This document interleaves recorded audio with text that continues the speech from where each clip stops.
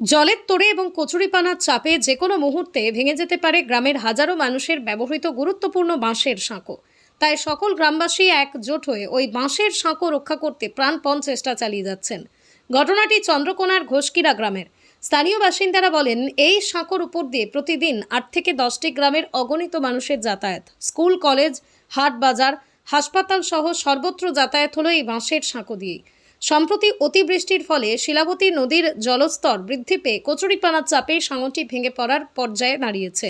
তাই গ্রামবাসীরা একজোট হয়ে সাঁকোটি বাঁচানোর জন্য নদীতে নেমে কচুরিপানা সরানোর কাজ করেন। যদিও বিপদের আশঙ্কা এখনও থেকেই যাচ্ছে, তাই ওই জায়গায় স্থায়ী সেতুর দাবি জানিয়েছেন গ্রামবাসীরা। আমাদের ঘোষকিরা গ্রামের বাঁশের সাঁকোটিতে প্রচুর পরিমাণে জলাশয় থেকে পানা এসে আটক হয়। সেই পানাটি দেখে আমাদের গ্রামের লোক বিভ্রান্ত হয়ে পড়ে। গোটা গ্রামের লোক ছুটে এসে কোনো রকমে কাজ চলার মতো পানাটাকে ছাড়িয়ে বাঁশের সাঁকোটাকে নিরাপদের হাত থেকে বাঁচিয়েছি।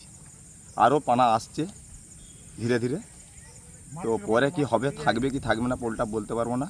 বাঁশের সাঁকো আমাদের এই পোলটার উপর দিকে কমসে কম 5-7টা গ্রামের লোকের যাতায়াত, স্কুল পড়ুয়া অনেক মানুষের যাতায়াত হয়। স্কুল কলেজ আমাদের সবই এই বাঁশের সাঁকো দিয়ে পেরিয়ে যেতে হয় আমাদের। এটাই মূল রাস্তা, রোগীও এর উপর দিয়ে সমস্ত কিছু। তাই হাসপাতালও কি এর উপর দিয়ে? হাসপাতাল, স্কুল, কলেজ, হাট, বাজার আমাদের সমস্ত কিছু এই বাঁশের সাঁকো দিকে পেরিয়ে 5-7টা গ্রামের লোককে যেতে হয়। যা অবস্থা বলতো রাতের মধ্যে ভেঙে যেতে পারে। হ্যাঁ, ভেঙে যেতে পারে। ওই জন্য গভর্নমেন্টের কাছে বিনীত অনুরোধ যে এটা আমাদের স্থায়ী ব্যবস্থা যেমন একটা কিছু হয়।